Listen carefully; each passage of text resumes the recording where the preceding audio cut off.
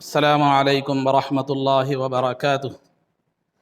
الحمد لله رب العالمين، والصلاة والسلام على سيد الأنبياء والمرسلين وعلى آله وأصحابه أجمعين ومن تبعهم بإحسان إلى يوم الدين. أما بعد، قال الله تبارك وتعالى في القرآن المجيد والفرقان الحميد: أعوذ بالله من الشيطان الرجيم، بسم الله الرحمن الرحيم. واللاتی تخافون نشوزهن فعظوهن واهجروهن في المضاجع واضربوهن فإن أطعنكم فلا تبغوا عليهن سبيلا. وقال تعالى في مقام آخر: الطلاق مرتان فإمساك بمعروف أو تسريح بإحسان فإن طلقها فلا تحل له من بعد حتى تنكح زوجا غيره. وقال تعالى في مقام آخر: وإن امرأة خافت من بعلها نشوزا أو إعراضا. صدق الله العظيم.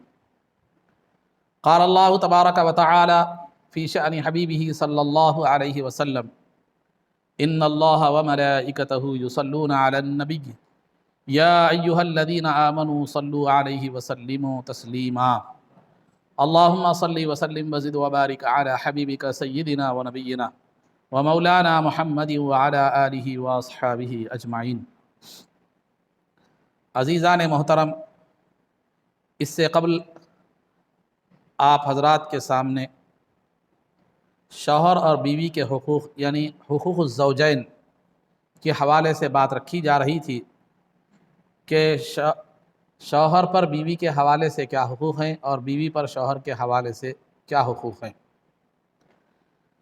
اب رہا آج بہتر و مناسب یہ سمجھا گیا کہ آج اسلام میں جو نظام طلاق ہے وہ نظام طلاق انسانیت کے لیے رحمت ہے یا زحمت ہے، راحت ہے یا مصیبت ہے.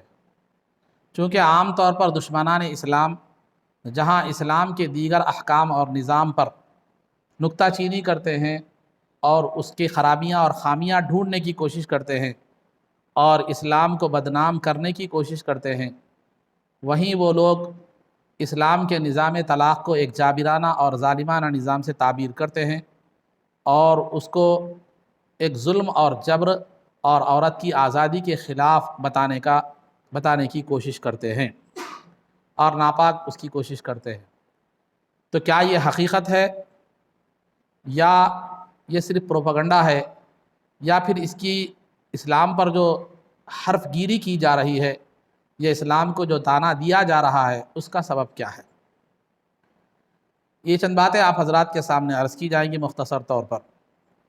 سب سے پہلے اللہ رب العزت نے جو نکاح کا نظام قائم فرمایا وہ انسانوں میں قائم فرمایا، جانوروں میں نہیں، کیونکہ انسان اشرف المخلوقات ہے اور اس کو ایک دوسرے سے تعلق جوڑنے کے لیے ایک پاکیزہ اور ایک بہتر اور ایک عمدہ طریقے کی ضرورت ہے، کیونکہ وہ اشرف المخلوقات ہے اور اس کے معاملات بھی عام دیگر مخلوقات کی طرح نہیں ہوتے. تو اسلام نے نکاح کو بہت اہمیت دی ہے اور اسلام میں جہاں نکاح کو انبیاء کی سنت قرار دیا ہے اور اس کے کرنے والوں کو اس کا کرنے کو باعث اجر و ثواب قرار دیا ہے، وہیں پر نکاح کی بہت زیادہ مصلحتیں ہیں. ایک تو نکاح کی وجہ سے زنا کم ہو جاتا ہے اور معاشرہ بے حیائی اور فساد سے پاک ہو جاتا ہے، کیونکہ نکاح کی خصوصیت یہ بتلائی گئی فَإِنَّهُ أَغَضُّ لِلْبَصَرِ وَأَحْسَنُ لِلْفَرْجِ کہ نکاح جو ہے نگاہ کو نیچی رکھنے اور شرمگاہ کی حفاظت کا ذریعہ بنتا ہے. تو جب بندہ نکاح کر لیتا ہے تو وہ بے حیائی، زناکاری اور بے راہ روی سے بچ جاتا ہے، جس کی وجہ سے معاشرہ بے حیائی سے پاک ہوتا ہے. تو نکاح جہاں انبیاء علیہم الصلاۃ والتسلیم کی سنت کی تکمیل ہے، وہیں معاشرے میں بے حیائی پھیلانے سے بچنے کا ذریعہ ہے اور زنا کو ختم کرنے کا جو ہے ذریعہ ہے. اور وہیں تیسرا انسانیت کی بقا اور نسل کی بقا کا بھی بہترین ذریعہ ہے. اور چوتھا بالخصوص عورتوں کے لیے ایک بہترین راحت اور ایک سہارا بھی نکاح ہے. تو اسلام نے نکاح کو اس لیے رکھا تاکہ یہ خوبیوں سے مسلمان اور انسان کیا ہو سکے، مستفید ہو سکے۔ وہیں پر جو ہے نا اسلام کا چونکہ ہر حکم رحمت ہے اور انسان کی عین فطرت کے مطابق ہے، اسلام میں کوئی بھی دشمن ہو، کوئی بھی دشمن اسلام ہو یا دوست ہو، سنجیدگی سے منصفانہ انداز میں اگر دیکھے تو وہ ایک حکم بھی ایسا نہیں نکال سکتا جو خلاف رحمت ہو اور جو ہے نا خلاف مصلحت ہو یا انسان کی فطرت کے مغایر یا اس کے خلاف ہو۔ اسلام کا ہر حکم عین فطرت کے مطابق ہے۔ اسی وجہ سے کہا گیا کہ الدین الفطرہ، دین کیا ہے معلوم؟ فطرت کا نام ہے، انسان کی فطرت کے عین مطابق ہے۔ تو آج جو طلاق پر جو ہے باتیں اڑتی ہیں، کبھی طلاق کے حوالے سے، کبھی حلالہ کے حوالے سے، کبھی کسی حوالے سے، کبھی کسی حوالے سے، جو دشمنان اسلام جو ہے نا آواز اٹھاتے ہیں اسلام کے خلاف، اس کی پہلی وجہ تو یہ کیا ہے کہ ان کے دل میں اسلام کے تعلق سے عداوت ہے، اسلام کے تعلق سے دشمنی ہے۔ عداوت اور دشمنی کا چشمہ لگا کر کسی بھی چیز کو صحیح طور پر دیکھا نہیں جا سکتا، اس کے حقائق کو جانا نہیں جا سکتا۔ کیونکہ عربی کا ایک مقولہ ہے کہ عین الرضا عن کل عیب قلیلۃ وعین السخط تبدی المسایا، کہ جو انسان کسی کو محبت کی نگاہ سے دیکھتا ہے تو وہاں عیب نظر نہیں آتے، جب نفرت اور عداوت کی نگاہ سے دیکھتا ہے تو عیب نابی ہوں تو کیا ہوتے ہیں؟ نظر آتے ہیں۔ تو جو لوگ دشمنان اسلام کو دشمنی کی نظر سے دیکھ رہے ہیں تو یہ فطرت انسانی کا اصول ہے کہ وہ اس کے حقائق کو نہیں دیکھ سکتے، اس کی خوبیوں کو نہیں دیکھ سکتے، کیونکہ فطرت انسانی جب کسی چیز کو نفرت سے دیکھتی ہے تو وہاں خوبیاں نظر نہیں آتی، باہر خامیاں ہی نظر آتی ہے۔ تو اسلام کو عداوت اور دشمنی کی نگاہ سے دیکھنا یہ فطرت کے اصول کے خلاف ہے، اور کبھی بھی انہیں رہنمائی اور حقائق اور اسلام کی جو ہے نا مصلحتوں کا پتہ کبھی بھی زندگی بھر بھی نہیں چل سکے گا، زندگی بھر بھی جو ہے نا نہیں چل سکے گا۔ تو یہ ہے دوسری وجہ، جو دشمنان اسلام وقتاً فوقتاً اسلام کی کسی نہ کسی نظام پر اعتراض کرتے ہیں، کبھی پردے کے نظام پر، کبھی جو ہے نا طلاق کے نظام پر، فلاں فلاں، تو یہ ان کی ہاف نالج ہے اسلام کے تعلق سے۔ ہاف نالج از ڈینجرس، جیسا کہتے ہیں کہ جو ہے نا آدھا جو ہے نا بڑا بہت خطرناک ہوتا ہے، پورا نہ ہو تو کچھ بھی نہیں کہتا، فل ہو تو ٹھیک ہے، آدھا جو ہوتا ہے وہ بہت خطرناک ہوتا ہے۔ کوئی بھی چیز آدھی جو نالج ہوتی ہے وہ بڑی خطرناک اور ڈینجرس ہوتی ہے۔ تو لہذا یہ دشمنان اسلام جو بھی اسلام پر جو اعتراض کر رہے ہیں وہ اس کی ہاف نالج اسلام کی رکھتے ہیں، حقیقت میں اسلام کی پوری نالج نہیں رکھتے۔ اتفاق سے پرسوں فیس بک پہ ایک ویڈیو دیکھنے میں آیا، وہ شخص بڑا اپنے آپ کو اسلام کے بارے میں معلومات رکھنے والا غیر مسلم ہے کوئی، تو اسلام کے بارے میں نظر آ رہا تھا، حقیقت میں اس کا مذہب کیا ہے مجھے سمجھ میں نہیں آیا، تو بڑا وہ نظر آ رہا تھا، بڑا دین کے بارے میں، اسلام کے بارے میں بڑا معلومات رکھنے والا وہ جو ہے نا نظر آ رہا تھا، اپنے آپ کو ظاہر کر رہا تھا۔ تو اس نے جو ہے نا ایک بات کہی جو اس کے جاہل ہونے کی یا اسلام کے تعلق سے ناواقف ہونے کی دلیل ہے۔ وہ بات یہ کہہ رہا تھا کہ محمد صلی اللہ علیہ وسلم بھی، یہ مکے میں جتنے بھی مسلمان ہیں مکے میں پہلے بت رکھے ہوئے تھے، اور قریش جو قبیلہ تھا وہ پورا کا پورا کافر تھا، محمد بھی اس قبیلے سے تھے، نبوت ملنے سے پہلے یہ بھی بتوں کی پوجا کیا کرتے تھے، نبوت ملنے کے بعد انہیں معلوم ہوا کہ یہ بتوں کی پوجا غلط ہے، لہذا وہ خود بھی رک گئے اور جو ہے نا لوگوں کو بھی روک دیے۔ یہ سب سے بڑا الزام ہے رسول پاک صلی اللہ علیہ وسلم کی ذات گرامی پر، کیونکہ سرکار دو عالم صلی اللہ علیہ وسلم نے اعلان نبوت سے پہلے بھی نہ کبھی کسی مشرکانہ محفل میں شریک ہوئے، نہ کبھی کسی بت کے سامنے سجدہ کیا، نہ کسی بت کی آپ نے جو ہے نا پرستش کی، بلکہ سرکار تو دودھ کی بات ہے، باسجیدہ مسلمان بھی جو ہے نا بت پرستی سے پاک رہے، جو آپ کے غلام تھے جیسے ابو بکر صدیق رضی اللہ۔ تو اس نے کہا کہ آپ بت پرستی کیا کرتے تھے، آپ بھی غیر مسلم تھے، یہ بالکل غلط ہے، یہ قاعدہ ہے متفقہ شریعت کا کہ جو ہے جس ذات کو اللہ تعالیٰ ساری انسانیت کے لیے ہدایت اور نمونہ بنا کر بھیجتا ہے، وہ پیدائش سے لے کر وفات تک کبھی کوئی ایسی کام نہیں کرتا، ایسا کام، ایسا نمونہ پیش نہیں کرتی جو کہ معلوم ہدایت کے خلاف ہو۔ اور یہ متفقہ فیصلہ ہے کہ انبیاء کو نبوت، سرکار تو پیدائشی نبی تھے، لیکن انبیاء کو بھی جو نبوت دی جاتی ہے، بعض انبیاء کو جو پیدائشی نبی نبوت بعد میں دی گئی، وہ بھی نبوت سے پہلے ولایت کے اعلیٰ مرتبے پر فائز ہوتے ہیں۔ تو ایک اللہ کے ولی سے یہ کیسے توقع کی جا سکتی ہے، ایک عام انداز میں بھی سوچا جائے کہ وہ بتوں کی پرستش کرے، یہ تو نبی ہے۔ جن کی ذات آگے چل کر مخلوق کے لیے نمونہ بننے والی ہے، مخلوق کے لیے رہنمایانہ ذات بننے والی ہے، وہ بتوں کی پرستش کیسے کرے گی؟ وہ اللہ کے علاوہ غیر اللہ کے ساتھ، یہ ہاف نالج۔ تو خلاصہ گفتگو یہ ہے کہ اسلام پر جو اعتراضات ہو رہے ہیں، وہ اس میں دشمنان اسلام جو اعتراض کر رہے ہیں، ایک تو وہ ان کی دشمنی اس کے اندر کار فرما ہے اسلام سے، اور دوسرا اسلام کے تعلق سے صحیح معلومات نہیں ہے، اور تیسرا مسلمانوں کا طرز عمل بھی ہے، مسلمانوں کا طرز عمل بھی ہے جو غیر مسلموں کو یا دشمنان اسلام کو جو ہے اسلام پر نکتہ چینی کرنے کا موقع فراہم کر رہا ہے۔ وہی طرز عمل کی بات میں طلاق کے حوالے سے آج کرنے والا ہوں۔ تو طلاق پر جو نکتہ چینی کی جا رہی ہے اور غیروں کی طرف سے جو ہے نا انگلیاں اٹھ رہی ہے، ایک تو ان کی اسلام دشمنی ہے، جو اسلام کو دشمنی کی نظر سے دیکھتا ہے تو اس کے فیصلے کا، نہ اس کی ذات کا، نہ اس کی بات کا کوئی اعتبار نہیں ہے، کیونکہ اسی فیصلے کا احترام کیا جاتا ہے، اسی بات کا احترام کیا جاتا ہے جو سنجیدگی کے ساتھ لیا جائے اور منصفانہ انداز میں لیا جائے۔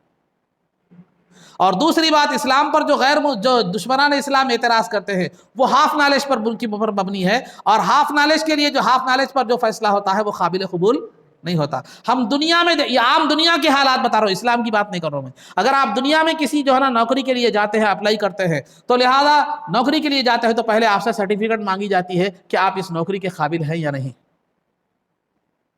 نوکری کے قابل ہے یا نہیں، اور صرف سرٹیفکیٹ پر اکتفا نہیں کیا جاتا، پھر انٹرویو لے کر آپ کی صلاحیت کی جانچ کی جاتی ہے، پھر آپ کے تعلق سے یہ فیصلہ کیا جاتا ہے کہ آپ اس نوکری کے قابل ہیں، آپ کو اپائنٹ کیا جاتا ہے۔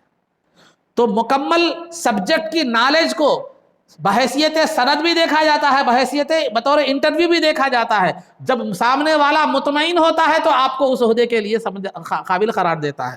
تو یہاں ہاف نالج رکھ کر اسلام کے بارے میں فیصلہ کرنا یہ عقل کے بھی خلاف ہے، نقل کے بھی خلاف ہے، اور معاشرے اور کے اصول کے بھی جو ہے نا یہ خلاف ہے۔ تو ہاف نالج رکھنے والوں کا فیصلہ کوئی قابل اعتبار نہیں ہوتا۔ تیسری چیز جو طلاق کے بارے میں اعتراض ہوتا ہے دشمنان اسلام کی تعلق سے، اور اسلام پر جو حرف گیری ہوتی ہے، وہ مسلمانوں کا طلاق کے معاملے میں طرز عمل ہے کہ ذری سی معمولی بات پر معمولی جھگڑا ہو گیا، معمولی رنجش ہو گئی، معمولی اونچ نیچ ہو گئی، تو اٹھا کر پہلے شروعات ہی 3 سے ہوتی ہے، شروعات ہی 3 طلاق سے جو ہے نا ہم دینا شروع کرتے ہیں، ڈائریکٹ اٹھا دیے 3 طلاق دے دیے، بعد میں پریشان ہو گئے، مول صاحب کیسا، وہ کیسا، مول صاحب غصے میں تھا دے دیا، ٹینشن تھا دے دیا، خرچ تھا دے دیا، پی لیا تھا دے دیا، پریشانیاں تھے دے دیے، وہ فائنانسروں کا وہ تھا دے دیا۔ ارے تھاؤں گا بھائی، اس کی جگہ اس کو رکھ، فائنانسر خرچ کا پریشانی، ٹینشن کی پریشانی، کھانا کھا رہا نہیں کھا رہا، اس پہ اثر پڑ رہا، دعوت اٹینڈ کر رہا نہیں کر رہا، تو جب وہ دیگر دنیا کی پریشانیاں تیری دعوتوں پر اثر انداز نہیں ہو رہی، تیرے کھانے پر اثر انداز نہیں ہو رہی، دیگر شوقوں پر اثر انداز نہیں ہو رہی، گٹکا کھا رہا تو ٹینشن ہے، بولے گٹکا کھانا چھوڑ رہا، شام ہوتے ہی اگر باٹل لگانے کا عادی ہے تو پھر شام ہوتے ہی پریشانیاں ہیں بول کے جو ہے نا باٹل لگانا چھوڑ دے رہا، بلکہ اور ایک زیادہ کر رہا، بہت ہے پریشانیاں بول کے۔ تو خلاصہ گفتگو یہ ہے کہ دنیا کی پریشانیاں جس طرح دیگر شعبہ حیات پر، زندگی کے دوسرے شعبوں پر اثر انداز نہیں ہوتی، تو پھر یہ کئی کو ہو رہی ہے۔ تو معمولی ٹینشن، معمولی بات، معمولی جھگڑے پر اٹھا کر 3 طلاق دے دیا۔ کیوں ہو رہا ہے یہ 3 طلاق دینا؟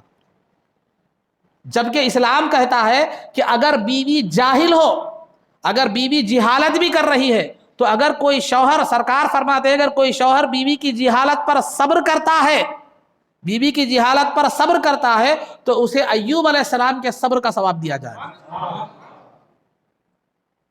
کیونکہ بیوی کوئی ایسی چیز ہے ہی نہیں جس سے جھگڑا جا سکے، وہ تو آپ کی رعایا ہے، آپ کے ماتحت ہے، اور جس طرح بچہ شرارت کرنے سے آپ اس سے لڑائی اور جھگڑے پر آمدہ نہیں ہوتے بلکہ اس کی شرارت کو برداشت کرتے ہیں یا اس کا مطالبہ پورا کرتے ہیں، تو بیوی کا معاملہ بھی ایک بچے کی طرح ہے، وہ آپ کی ماتحت ہے، تو اس کی جہالت پر برداشت کرنا ایوب علیہ السلام کے صبر پر کا معاملہ ہے۔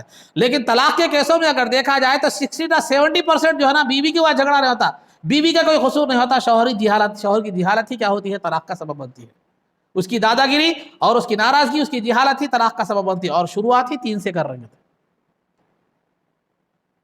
اسلام نے ایسا نہیں کہا کہ ڈائریکٹ آتے ہی طلاق دو، اسلام نے کہا ہے کہ طلاق ابغض المباحات ہے، یعنی اسلام میں جتنی بھی چیزیں جائز ہیں اگر ان میں سب میں ناپسندیدہ چیز اگر کوئی ہے تو وہ طلاق ہے۔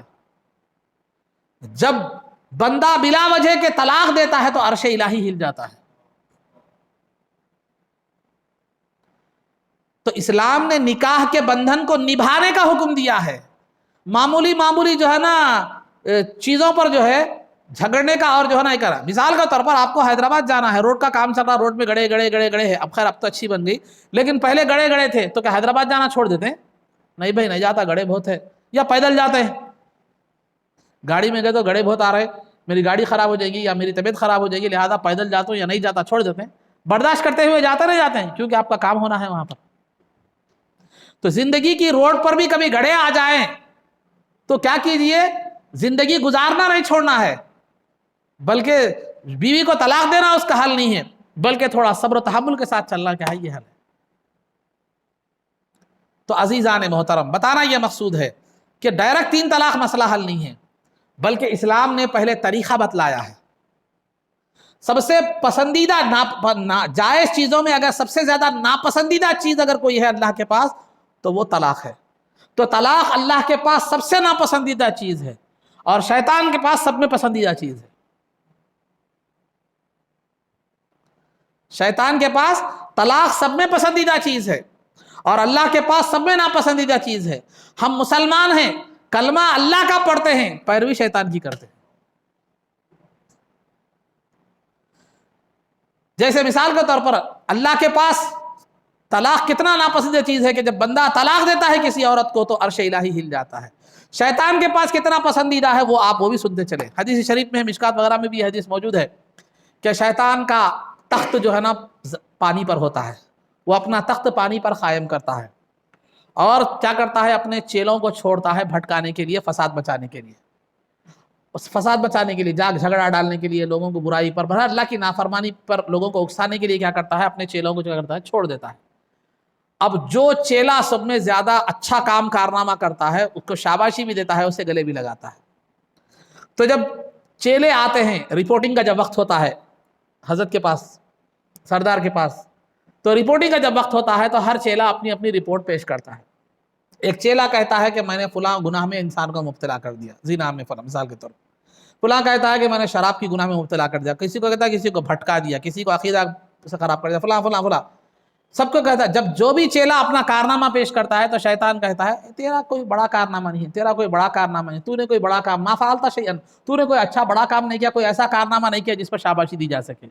اس کے بعد ایک چیلا آتا ہے، آ کر کہتا ہے کہ میں نے میاں بیوی میں جھگڑا ڈال دیا اور ان کو طلاق دلا دی۔ تو شیطان کہتا ہے کام تو تیرا کام ہے، اسے شاباشی دیتا ہے، اسے گلے لگاتا ہے، اسے شاباشی دیتا ہے اور گلے لگاتا ہے۔ تو آپ سوچ رہے ہوں گے زنا بھی برا کام، شراب پینا بھی برا کام، لڑائی جھگڑا بھی برا کام، ہدایت سے گمراہی کی طرف لانا یہ بھی بڑا کام، لیکن صرف طلاق پر یہ کیوں شیطان شاباشی دے رہا ہے؟ شاباشی کیوں دے رہا ہے؟ اس لیے کہ شارحین حدیث اس کی وجہ لکھتے ہیں کہ طلاق پر شیطان کو اتنی خوشی کیوں ہوتی ہے؟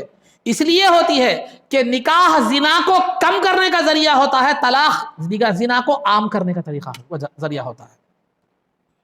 جیسے نکاح سے سماج اور معاشرے میں زنا کم ہوتا ہے، اسی طرح طلاق سے نکاح میں معاشرے میں زنا عام ہوتا ہے۔ کیوں عام ہوتا ہے؟ اس کی وجہ میں آپ کو بتلاتا چلوں۔ اگر کوئی آدمی کسی عورت کو طلاق دے دے تو طلاق دینے کے بعد ظاہر سی بات ہے آج کل کنواری بچیوں سے نکاح ہونا ہی بڑا مسئلہ ہے۔ کنواری بچیوں سے ہی نکاح ہونا بڑا مسئلہ ہے۔ بچی خوبصورت ہونا، گوری گمٹی ہونا، اونچی پوری ہونا، اور جو ہے نا اچھی پڑھی لکھی رہنا، انڈے دینے والی مرغی رہے تو اور اچھا ہے۔ تو یہ کئیوں کنواری لڑکی کے لیے ہی ہمارے معاشرے میں یہ مسائل ہے۔ اب مطلقہ کو کون دیکھے گا؟ ظاہر سی بات ہے، جس طرح بھوک اور پیاس ایک انسان کی فطرت ہے، آپ ایک دن بھوکا رہ سکتے ہیں، دوسرے دن رہ سکتے ہیں، ایک دن بھی نہیں رہتے۔ رمضان میں خالی بیچ میں کا ایک ٹائم چھوٹ گیا تو افطار میں جو ہے نا آپ کا غصہ الگ رہتا، دہی مڑوں پہ حملہ الگ رہتا، دعوتوں پہ حملہ الگ رہتا۔ تو یہ انسان جس طرح بھوک و پیاس برداشت نہیں کر سکتا، اسی طرح وہ بھی خواہش بھی انسان کی ایک فطرت کا تقاضا ہے، وہ انسان زیادہ دن برداشت نہیں کر سکتا۔ تو نتیجہ ایک مطلقہ عورت ہے جس سے اگر کوئی نکاح نہیں کر رہا ہے تو پھر جو ہے نا بھی ظاہر سی بات ہے اس کا غلط راستے پر جانا ایک فطرت کی معمول کے مطابق ہے۔ میں زنا کی طرفداری یا پشت پناہی نہیں کر رہا ہوں، یہ خرابی پیدا ہوتی ہے۔ تو لہذا مطلقہ عورتیں، ظاہر سی بات ہے بہت کم عورتیں ہوتی ہیں جنہیں اللہ توفیق دے، مگر کیا ہو جاتی ہے، غلط راستے پر چل پڑتی ہے۔ اس سے کیا ہوتا ہے، معاشرے میں بے حیائی اور برائی عام ہو جاتی ہے، اور شیطان یہی وجہ ہے کہ طلاق کا کارنامہ انجام دینے والے اپنے چیلے کو شاباشی دیتا ہے۔ تو عزیزان محترم، تو یہ طلاق اللہ رب العزت کے پاس جائز چیزوں میں سب سے زیادہ ناپسندیدہ چیز ہے۔ تو پھر جب اتنی ناپسندیدہ چیز ہے تو طلاق کو پھر رکھا کیوں گیا؟ جب طلاق اللہ تعالیٰ کو اتنی ناپسندیدہ ہے تو پھر طلاق کو رکھا کیوں گیا؟ تو طلاق کو رکھنے میں بھی ہمارے لیے ایک رحمت ہے۔ طلاق کو رکھنے میں بھی ہمارے لیے کیا ہے؟ ایک رحمت ہے، اگرچہ کہ ہم اس کا غلط استعمال کرنے ایک الگ بات ہے۔ آپ کو بندوق دی گئی تھی احتیاط کے لیے، سیلف ڈیفینس کے لیے، اپنی حفاظت کے لیے، آپ غیر ضروری دوسروں پہ چلا دے رہے تو نقصان ہوگا نہیں ہوگا؟ لائسنس ختم ہو جاتا، جیل میں ہو جاتی، آپ کو قتل کے جرم میں سزا ملتی۔ تو لہذا آپ کو لائسنس اپنی حفاظت کے لیے دیا گیا تھا۔ اگر آپ اس کا صحیح، آپ پر حملہ ہو رہا ہے، آپ پر جو ہے نا کوئی حملہ کر رہے ہیں، آپ پر کوئی جان لیوا حملہ کر رہے ہیں، تو اس صورت میں آپ کو استعمال کی جو ہے اجازت تھی۔ وہ بھی تھا کہ پہلے پیر پہ ماریں، پیر ڈائریکٹ جان لینے کی اجازت نہیں تھی، پہلے پیر پہ ماریں، پہلے اس کے بھی کچھ طریقے، کچھ اصول، کچھ اسٹیپس ہیں۔ آپ اچھا جاتے وقت بازار میں جا کے بندوق چلا رہے ہیں، نہ کوئی حملہ ہوا، نہ تو پھر اس کا پھر سزا تو آپ کو کیا کرنی پڑے گی؟ بھگتنی پڑے گی۔ تو جو بندوق آپ کی حفاظت کا ذریعہ تھی، وہ آپ کو جیل میں لے جانے کا بھی کیا ہے؟ ذریعہ بنتی ہے۔ تو طلاق کو اللہ نے رحمت بنایا ہے، لیکن ہم اس کا غلط استعمال کر کے اس کو زحمت بھی بنا رہے ہیں اور وبال جان بھی بنا رہے ہیں، زندگیاں خراب کر رہے ہیں اور دشمنان اسلام کو طعنے کا موقع فراہم کر رہے ہیں۔ طلاق رحمت کیسے ہے؟ میں آپ کو ایک بات سمجھاتا چلوں۔ دیکھیے، آپ کے ہاتھ پر ایک کینسر کا پھوڑا ہو گیا، پہلے علاج کرے، ٹریٹمنٹ لیے، گولیاں لیے، ٹیبلٹ لیے، انجیکشنز لیے، سب علاج کرے، وہ پھوڑا کم نہیں ہو رہا، بڑھتے ہی جا رہا ہے، وہ پھیلتے ہی جا رہا ہے۔ تو ایک ماہر ڈاکٹر نے کہا اب آپ کے سامنے دو صورتیں ہیں، یا تو وہ پھوڑے کو پھیلنے دیجئے، وہ ناسور بن جائے گا، پورا ہاتھ پورا جسم میں پھیل جائے گا اور آپ کی زندگی کو ختم کر دے گا، یہ آپ کا اختیار ہے۔ یا نہیں تو کیا کر دیجئے، جہاں تک پھوڑا ختم ہو رہا ہے وہ حصہ کاٹ دیجئے تاکہ آگے جسم پر وہ نہ پھیلے، آگے جسم میں وہ سرایت نہ کرے۔ تو آپ کیا فیصلہ اختیار کریں گے؟ کیا پھوڑے کو رہنے دے کر زندگی خطرے میں ڈالیں گے یا ایک ہاتھ گنوا کر زندگی بچا لیں گے؟ عقل مندی کا تقاضا یہی ہے کہ ہاتھ کاٹ کر زندگی کو بچا لیا جائے، زندگی کو بچا۔ تو طلاق کا بھی سیم یہی پروسیس ہے۔ جب میاں بیوی میں نبھاؤ ممکن ہی نہیں ہے، کسی بھی حیثیت سے جم کر نہیں آ رہی ہے، کسی بھی حیثیت سے دونوں جم ہی نہیں رہے ہیں، تو صبح اٹھتے ہی لڑائی، شام اٹھتے ہی لڑائی، پولیس اسٹیشنوں کے چکر اور عدالتوں کے چکر، کیا یہ زندگی بھر یہ سلسلہ جاری رہنا بہتر ہے یا اس سلسلے کو ختم کر کے شوہر کو ایک الگ دوسری بیوی کے انتخاب اور بیوی کو ایک الگ شوہر کا انتخاب کی اجازت دی جائے؟ اب آپ کیا اختیار کریں گے؟ زندگی بھر بیوی سے لڑ لیتے رہیں گے یا اس رشتے کو، یا جو رشتہ ہے جس کو ہاتھ ہے وہ کاٹ کر جو ہے اپنے آپ کو محفوظ کر لیں گے، زندگی کو عدالتوں کی، پولیس اسٹیشنوں کے چکر سے محفوظ رکھیں گے؟ اس کے بعد آپ آزاد ہیں، دوسری شادی کر لیں، آپ آزاد ہیں، بیوی آزاد ہے، دوسری شادی کر لیں۔ دوسری شادی نہیں بھی کرے تو جھگڑا فتنہ فساد تو ختم ہو جائے گا۔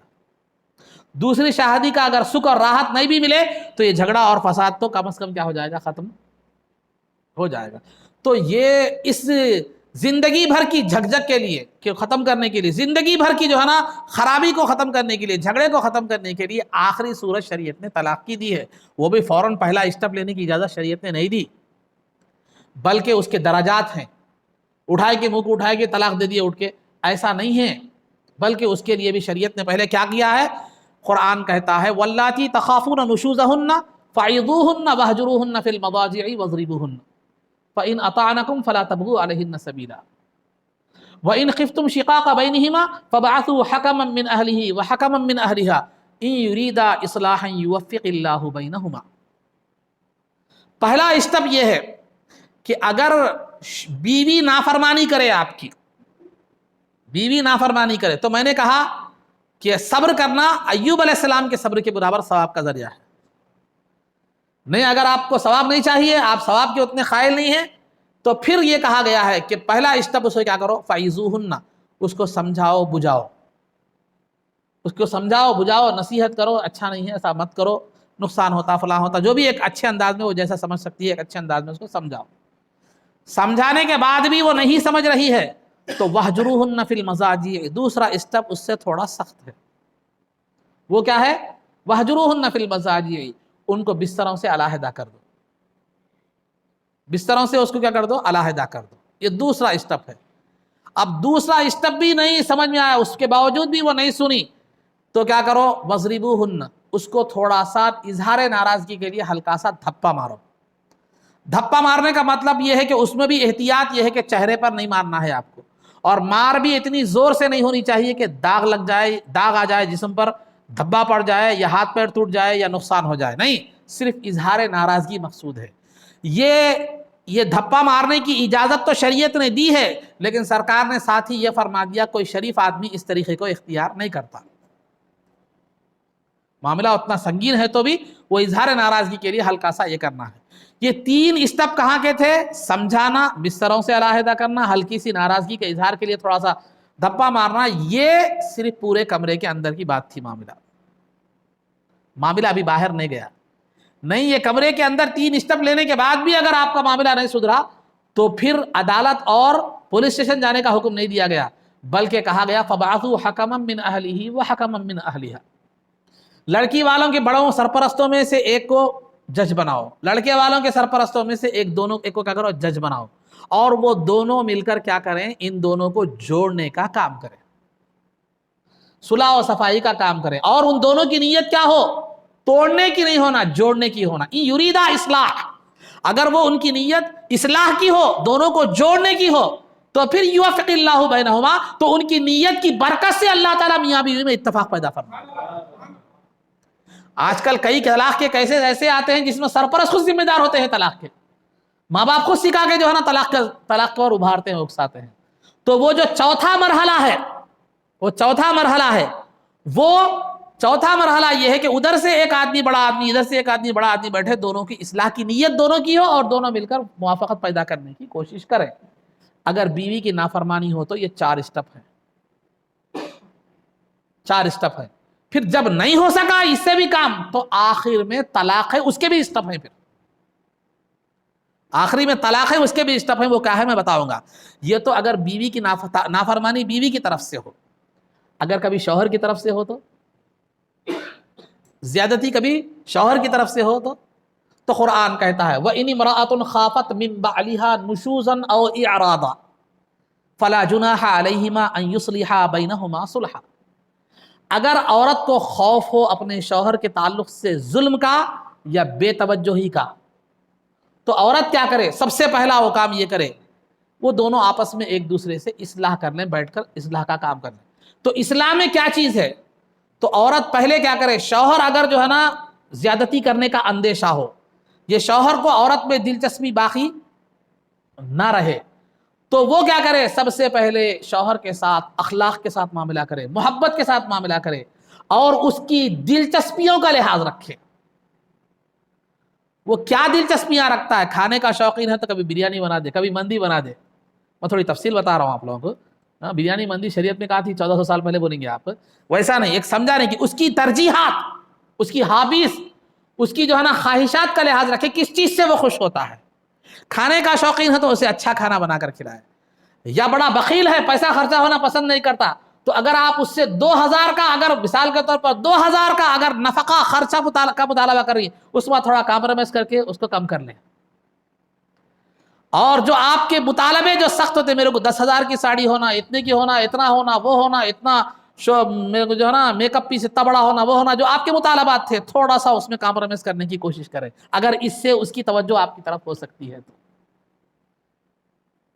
تو شوہر اس طرح کے اعمال اختیار کرے کہ جس سے کیا ہو سکتی ہے؟ شوہر کی بے توجہی، یا وہ کس وجہ سے آپ سے بے توجہ ہو رہا ہے، اس کو دیکھ کر وہ خرابی کو دور کرنے کی کوشش کرے. تو یہ ہے طلاق سے پہلے بھی جو نا ڈائریکٹ شوہر کی اگر دلچسپی نہ ہو اس کی طرف سے، اگر تو آپ زیادتی کا اندیشہ ہو، تو عورت کے لیے یہ کام کرنا ہے، شوہر کے لیے یہ کام کرنا ہے. جب یہ پری ٹریٹمنٹ جس کو کہہ سکتے ہیں آپ،